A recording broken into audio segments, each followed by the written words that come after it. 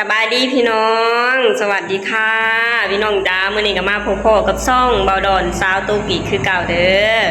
มามื้อนี้มาพบกันในบรรยากาศเย็นๆเนาะพี่น้องเนาะตอนแรงประมาณ4 โมงเกือบ5 โมงเนาะพี่น้องเนาะอากาศกำลังเย็นๆเริ่มหนาวเลยเนาะพี่น้องเนาะและมื้อนี้เป็นมื้อที่เงินเดือนเบาดอนออกเนาะพี่น้องเนาะก็เลยคิดอยากกินย่างปลาหมึกเนาะพี่น้องก็เลย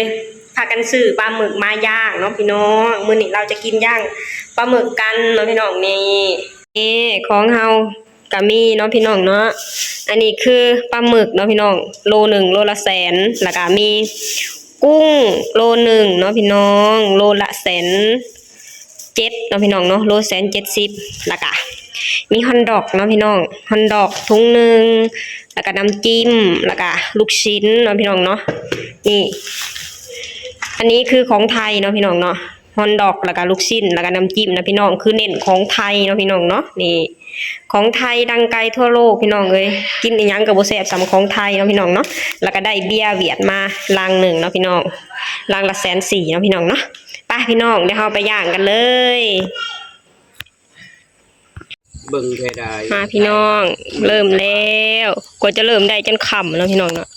อันนี้ย่างปลาหมึกนี่2 เตาเลยเหรอ2 เตาหมดคันนี้บ่2 โลได้นี่2 โลได้พี่น้องนี่นะกุ้ง1อยู่เทิงนี่อันนี้โลนึงอันนี้โลนึงที่แรกว่าโลอันปลาหมึกโลนึงแล้วก็กุ้งโลนึงเนาะพี่น้องเนาะทั้งเจเพิ่นมาเสริมเนาะพี่น้อง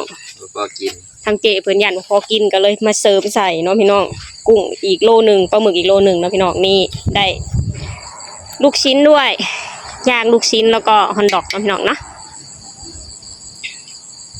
นั่งท่ามกลางลมเย็นคือเก่าแล้วพี่น้องนะอากาศกำลังดีอากาศกำลังดีเย็นวีวีทางนี้1 กุ้งเนาะพี่น้องอันนี้เห็นยังตำส้มตำส่วนอันนี้เสร็จแล้วน้ำจิ้มซีฟู้ดของเราโอเคอันนี้ตำใส่กุ้งเนาะตำกุ้งสดอยู่นี่คือ1 กุ้งเนาะพี่น้องนี่ยังบดอัดฝาลืมมาฝาขึ้นมาไหมจัดชุดใหญ่ไฟกระพริบจัดชุดใหญ่ไปเลย ชุดใหญ่ไฟกระพริบพี่น้องจ๋านี่ช่วงนี้มีความรู้สึกว่ามีบุญฝากพี่น้องอยากกินยังก็ได้กินเนาะกินตลอดช่วงแมนฝากหลายแมนจนได้ก็ได้กินหมูหันจนได้ก็กินอย่างพวกมึงตอนนี้คิดอยากกินหมูกระทะตอนนี้คิดจะกินหมูกระทะเขาก็ไปกินโดนแล้วเนาะเดี๋ยวนะแม่นบอกถ้าก็ได้กินล่าสุดตอนไหนนั่นเด้2 เดือนที่แล้วบ่นี่แหละคิดบ่อยจนลืมกินบ่อยจนลืมพี่น้องเอ้ยนี่แหละพี่น้องใช้ชีวิตแบบพอเพียงย่ามีเฮาก็กินนะพี่น้องย่าบ่มีก็กินแม่นเฮาบ่แม่นว่าเฮาสิกินตลอดเวลาดนกินเทื่อนึงเดือนนึงกินเทื่อนึงเดือนนึงเปลี่ยนเมนูไปเรื่อยๆคืออย่างช่วงนี้ก็พอมีโอกาสแม่นมีโอกาสก็เลยได้กินแน่พี่น้องย่าบ่มีโอกาสแบบหาเดือนสิกินได้พอกินแบบนี้ก็ดนกินเทื่อนึงเดือนนึงกินเทื่อนึงบัดพอใส่ชีวิตปกติก็คือกินทอดไข่ตำบักหุ่งคือเก่านั่นล่ะพี่น้องจับแจ่วปลาแดกจับแจ่วปลาแดกแจ่วปลาแดกนี่แซ่บเด้กินกับข้าวเหนียวฮ้อนๆแห่งแซ่บวันนี้ก็จัดชุดใหญ่บ่จักสุกต้มสุ่มตั้มบ่จักสิย่างปลาหมึกบ่จักสิ1 กุ้งบ่จักสิลูกชิ้นแม่นมีทั้งลูกชิ้นมีทั้งฮอนดอกกุ้งก็2 โลนะพี่น้องปลาหมึกก็2 โลโอ้ยซ้ำสิกินมื้อนี้ถูกใจพ่อใหญ่เสิร์ชอีกแล้วพี่น้องเอ้ยเมนูนี้กุ้งสดอันนั้นปลาพ่อใหญ่เสิร์ชซักซีแม่นเพิ่นจมอยากมาแต่ดนแล้วเด้ซื้อรอบก่อนก็กินย่างปลาหมึกโอ้ยบ่คักปานใดดอกอันนั้นปลาแดกอันใส่ตัวเนาะ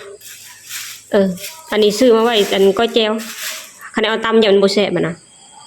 นี่แล้วล่ะพี่น้อง1 กุ้งอันนี้ว้าวโขกบักใหญ่ตำรวมมิตรน้องจ๋าตำรวมมิตรมีทั้งกุ้งมีทั้งฮอนดอกแม่นทั้งลูกชิ้นมีของลุงนำของลุงนี่ใส่ยังไงของลุงเนี่ยของลุงนี่เป็นตำไทยจ้าของลุงใส่แต่ข้าวปุ้นพี่น้องแล้วก็ลูกชิ้นแล้วก็น้ำปลาเนาะแล้วก็มะเขือเทศพี่น้อง ของลุงเรากินเผ็ดบ่ได้ แม่นบ่ได้ใส่พริกจักหน่วยเลยเป็นบ่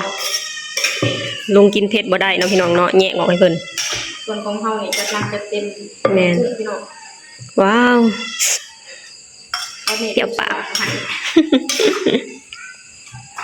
พาพี่น้องลงไปกินอยู่ข้างล่างกันเนาะพี่น้องเนาะอยู่ข้างล่างก็พากันย่างลูกชิ้นถ่าอยู่ปลาหมึกนะเสร็จเรียบร้อยแล้วยังเหลือแต่ลูกชิ้น ไปทั่วเลยจ้า ว้าวโอนพี่น้องเน้นๆกุ้งเน้น กุ้งจะโตนะ20บ่ ๆประมาณ20โดยได้อยากจะบ่โอ้ยเอาใส่ให้ลุงลูกนี่หลานสาวไปเอาอันถั่วลิสงให้ลุงต้องใส่ถั่วลิสงให้เพิ่นเนาะพี่น้องเนาะ อนุญาตใส่มือเลยพี่น้องเพราะว่าคนกันเองนะสลาเนี่ยเป็นคนตำโอเค โอเคไปเอาไปให้ลุงเอมี่เอาไปมาพี่น้องว้าวเสร็จแล้ว เริ่มแล้วนี่พ่อใหญ่เสิร์ชพ่อใหญ่เสิร์ชถึกใจพ่อใหญ่เสิร์ชอีกแล้วกุ้งพี่น้องอยากกินกุ้งตั้งต้นแหละแซ่บบ่ แซ่บ แซ่บแซ่บบ่คาด แซ่บ แซ่บสุดยอด คุณคนเลี้ยงเงิน ขอบคุณคุณเลี้ยงจัน นอนก็เจ๊หน่อย เจคนสวยเฮาเพิ่มอีกอย่างละโลเนาะพี่น้องเนาะ เยี่ยเลย แล้วก็เฮียดอนอีกอย่างละโล น้ำเลี้ยงโอ้ย แซ่บๆพี่น้องเอ้ยต้นๆกินเธอหนึ่งเด้อพี่น้องบ่ได้กินดู เฮีย เดือนหนึ่งกินเธอหนึ่งแซ่บ เลี้ยงกูเดือนก็เริ่มเฮียแล้ว ๆเริ่มเหี่ยวะ เฮียเลยแล้ว เริ่มเหี่ย เริ่มเฮีย น้องบ่ได้กินดูเฮากินเดือนหนึ่งกินเธอหนึ่ง น้องใครอย่าพร้อมทำเลยเวลากุ้งดิ อันนี้คือปลาหมึกนะจ๊ะพี่น้องนี่ปลาหมึก อันนี้ลูกชิ้นเนาะพี่น้องเนาะลูกชิ้นกับฮอนดอกเนาะ นี่พี่น้องนี่ ทิปเมเจอร์ ซิกเนเจอร์ตำกุ้งสด ว้าวเอาจะคำดู กุ้งสด กุ้งสดเดี๋ยวบ่ กุ้ง นี่ ดิ พี่น้อง เดี๋ยวของดิบเลย ๆหวานจ่วยๆวะ ดม น้ำใหญ่ใหญ่ น้ำร้านเนี่ย นี่ อันนี้ลุงกิน หลังใจเฮา ว้า แต่บ่ลุงตำ ใจนี่เด้อ ลุงกินส้มตำกับกุ้งสุก อันยังดู แจบคนหน่อยแจบ อันนี้ป่ะ ใช้บ่วง ลูกหอยห้าบ่วง อันลูกแม่อันนี้ ใจบ่วง เฮ้ยเจ็บบ่ลูก ใจอะสด บ่ลูก สดกุ้งดิบจะค้ำดูบอดอน ใช้กุ้งดิบ อยู่ในสมตำมาละ หรือมันซิมเนี่ยโอ้โห โอ้ย นี่พี่น้อง เน้นเน้น ของแซ่บ ว้าวแซ่บปะ ๆแซ่บ โอ้ สุดยอด สุดยอดนะพี่น้อง ยอดเอ้ย มันก็คนบ้านนอกเลยเนาะต้องเข่ากัน อ่าแจ็บ มาพี่น้องกินกุ้งสด นี่พี่น้องกุ้งสด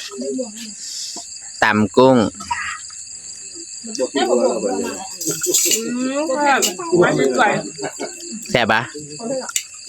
โอเคแซ่บพี่น้อง ขนาดนี้จะคนเหรอวะ 15หรือ15บ่ เล่นสนุกกว่า แม่นบ่ แล้วมาเอา 15หรือเหรอ ทุกคนว่าอะไร แซ่บๆพี่น้องเอ้ยนั่งอยู่ท่ามกลางบรรยากาศลมเย็นพี่น้องนี่มานั่งอยู่หลังบ้านเลยจากไหนมีไฟเนาะพี่น้องเนาะ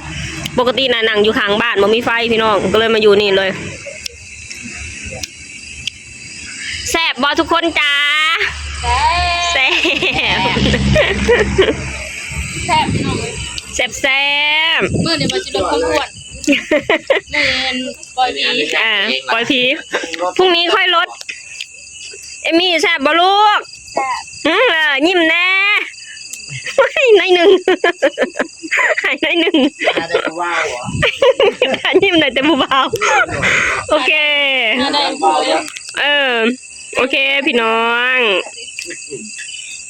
บ๊ายบายดูบอดอนบ๊ายบาย บ๊ายบายพี่น้อง